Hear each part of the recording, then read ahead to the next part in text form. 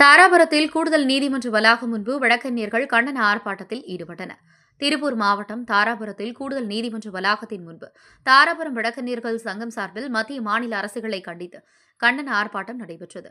தாராபுரம் வழக்கறிஞர்கள் சங்க தலைவர் தென்னரசு தலைமையில் நடைபெற்ற இந்த ஆர்ப்பாட்டத்தில் 100க்கும் மேற்பட்ட வழக்கறிஞர்கள் கலந்து கொண்டு நீதிமன்ற பணிகளை புறக்கணித்து போராட்டத்தில் ஈடுபட்டனர். நீதிமன்றங்களில் சமீப காலமாக அறிமுகப்படுத்தியுள்ள ஃபைலிங் முறை வழக்கறிஞர்கள் மற்றும் பொதுமக்களுக்கு போதிய வசதிகள் ஏற்படுத்தப்படாமல் திடீரென நடைமுறைப்படுத்தப்பட்டுள்ளதாக வழக்கறிஞர்கள் குற்றம் சாட்டினர். கணினி வசதி, இணைய இணைப்பு, தொழில்நுட்ப உதவி மையம், பயிற்சி ஆகிய அடிப்படை ஏற்பாடுகள் இல்லாத நிலையில் ஃபைலிங் முறையை கட்டாயப்படுத்துவது நீதித்துறையின் செயல்பாட்டை பாதிப்பதாக அவர்கள் தெரிவித்தனர். குறிப்பாக கிராமப்புறங்களை சேர்ந்த வழக்கறிஞர்கள், வயதான வழக்கறிஞர்கள் மற்றும் வழக்கு தொடர்பாக நீதிமன்றம் வரும் பொதுமக்கள் பெரும் சிரமங்களை சந்தித்து வருவதாகவும், இதனால் வழக்கு தாக்கல் செய்வதில் தாமதம் ஏற்படுவதுடன் நீதிமன்ற நடைமுறைகளும் பாதிக்கப்பட்டதாக அவர்கள் கூறினர். இந்த சூழ்நிலையில் தேவையான அனைத்து தொழில்நுட்ப வசதிகளையும் முழுமையாக ஏற்படுத்திய பின்னரே ஃபைலிங் முறையை அமல்படுத்த வேண்டும் என்றும், அதுவரை பழைய கைமுறை வழக்கு தாக்கல் நடைமுறையை தொடர்ந்து அனுமதிக்க வேண்டும் என்று வழக்கறிஞர்கள் வலியுறுத்தினர். மேலும் கடந்த 10 நாட்களுக்கும் மேலாக நடைபெற்று வரும் வழக்கறிஞர்கள் போராட்டத்தின் காரணமாக நீதிமன்ற அலுவலக பணிகள் கொடுமையாக பாதிக்கப்பட்டு உள்ளன.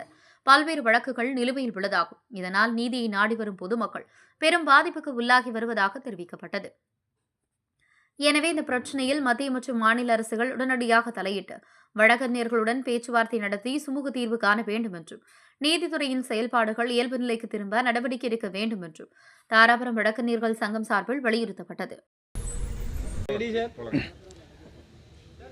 தமிழகத்தில் கடந்த டிசம்பர் மாதம் 1ஆம் தேதியிலிருந்து அனைத்து மனுக்களும், அனைத்து தாவாக்களும் ஃபைலிங் முறையில் பதிவு செய்யப்பட வேண்டும் என்று, கட்டாயமாக ஃபைலிங் முறையில் பதிவு செய்ய வேண்டும் என்று உத்தரவு பிறப்பிக்கப்பட்டிருக்கின்றது.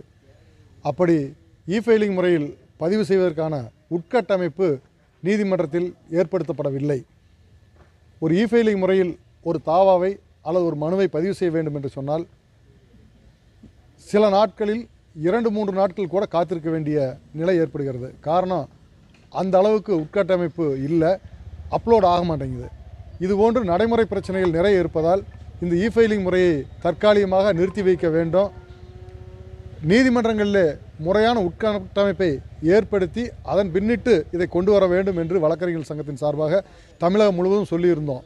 ஆனால் அதை கருத்தில் கொள்ளாமல் உயர்நீதிமன்றமும் உச்சநீதிமன்றமும் கடந்த டிசம்பர் 1ஆம் தேதியிலிருந்து ஃபைலிங் முறையை கட்டாயப்படுத்தியிருக்கின்றார்கள்.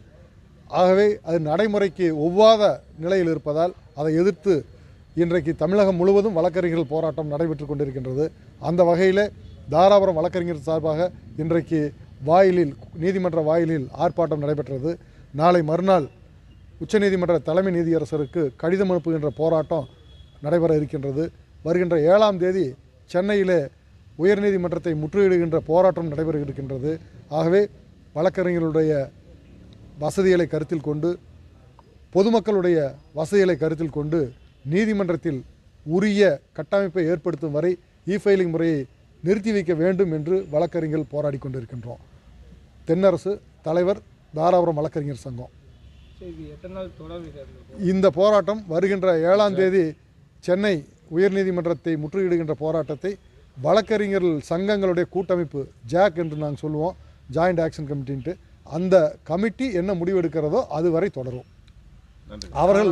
அவர்கள் வந்து உச்சநீதிமன்ற உயர்நீதிமன்ற நீதியரசர்களிடம் பேசிக்கிட்டு இருக்கிறாங்க.